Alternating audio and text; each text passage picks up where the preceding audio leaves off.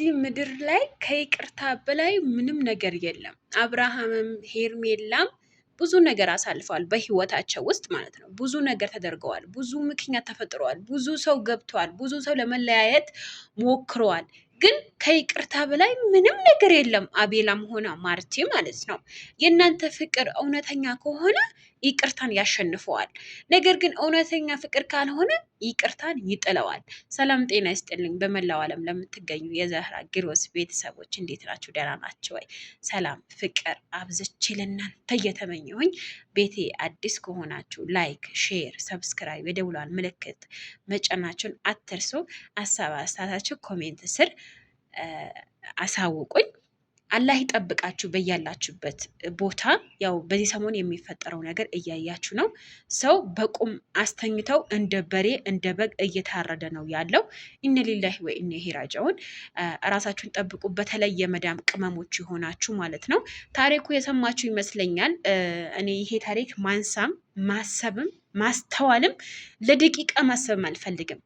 ትላንትና ሰው እንደ በግ እየታረደ ማለት ነው። ለማንኛውም ውዶችዬ የኔ ወሬ ተውትና ወላሂ ራሴ በጣም ነው ያመመኝ በትላንትና ነገር በተፈጠረው። ይሄ ነገር አውቃችኋል ብዬ ተስፋ አደርጋለሁ። ካላወቃችሁ በሚቀጥለው ቪዲዮ አብራራላችኋለሁ ማለት ነው። ውዶችዬ በነገራችን ላይ እስኪ በህይወታችሁ ላይ ሰው አጥፍቶባችሁ በቃ በትልቅ ጥፋት አጥፍቶባችሁ አንድ ሰው ይቅርታ ጠይቋችሁ ይቅርታ ብላችሁ ነው አላላችሁም? ተቀብላችሁ አልተቀበላችሁም? በዚች ምድር ላይ ስትኖሩ ሰው ሲያጠፋባችሁም ሰው ሲበድላችሁ ነው እየኖራችሁ ያላችሁት አይደለ? ነገር ግን ከይቅርታ በላይ አለ ብዬ አላስብም። በነገራችን ላይ አብርሃምና ሄርሜላ ብዙ ፈተና አጋጥመዋል። በሄርሜላም በኩል በአብራሽ በኩል ብዙ ሰው ለአብርሽና ሄርሜላ ለመለያየት ሞክረዋል። ነገር ግን ፍቅር የሚያሸንፈው የሚያደርግ ነገር የለም። ፍቅር እውነተኛ ከሆነ ፍቅር ትክክለኛ ከሆነ እውነት ይቅርታን ይቀበላል። እውነት ይቅርታን ያሸንፈዋል ማለት ነው። አሁን ማለት በነገራችን ላይ መቀየምሽ ትክክል ነው ብዬ ገምታለሁ። ምክንያቱም ተበድለሻል፣ አልቅሰሻል። ያም ሆኖ ያለ ነገር ግን አንቺ የፈለገው ነገር ቢሆን አቤላ ተንበርክኮ ይቅርታ ጠይቆሻል፣ ስጦታ አምጥቷል። ብዙ ነገር አንቺን ለማስደሰት አንቺን ይቅርታ እንድትቀበይ ብዙ ነገር አድርጓል።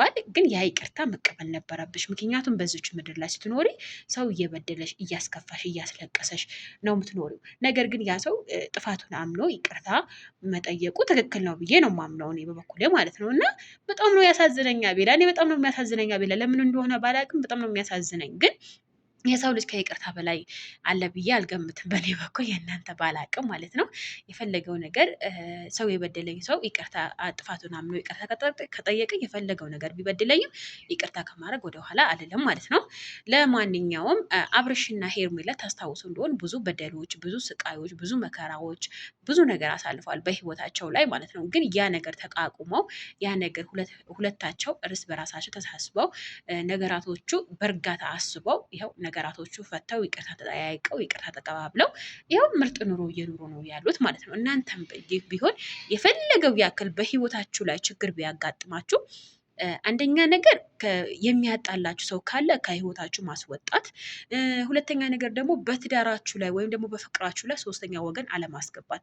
ይሄ ደግሞ ማድረግ ትችላላችሁ እናንተ ማለት ነው።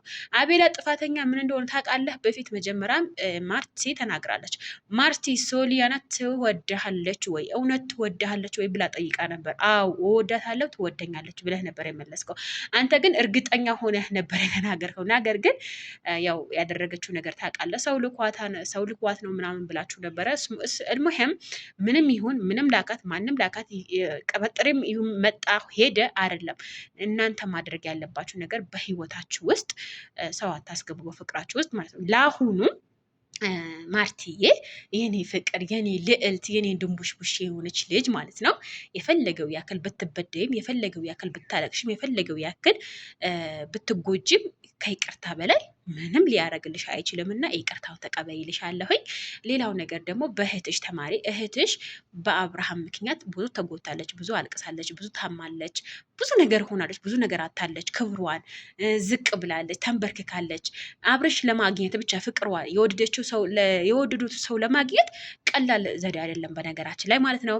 ለማንኛውም አቤላ አንተም በተቻለ ያቅም ማርቲን ላለመጉዳት ሞክር። ይቅርታውን ተቀበይ የኔ ቆንጆ ነገር። እኛም ደግሞ አብራችሁ ሆናችሁ ቪዲዮ ስትሰሩ ነው ደስ የሚለን። መልካም ቆይታ